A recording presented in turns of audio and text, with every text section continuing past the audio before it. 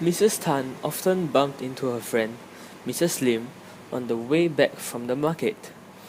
They usually sat in the small park to rest their legs and have a chat. Most days, their conversation was about the price of the goods in the market. Today, however, was different. "I can't believe there are plans to build a supermarket here," complained Mrs. Lim.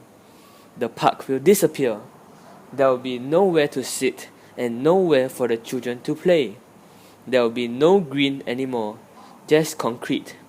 I really think it's a bad idea." "Well, there's a protest meeting tonight at the community center. Why don't you come along and make your views known?" replied Mrs. Tan.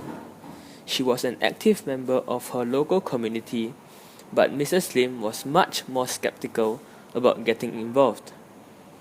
"But what good will it do?" she said. "The council have already made up their minds. They don't really care what local residents think." Mrs. Tan did her best to persuade her friend to attend the meeting. "How can we complain about council decisions if we don't tell them how we feel?" she said. "The council must take note of our views."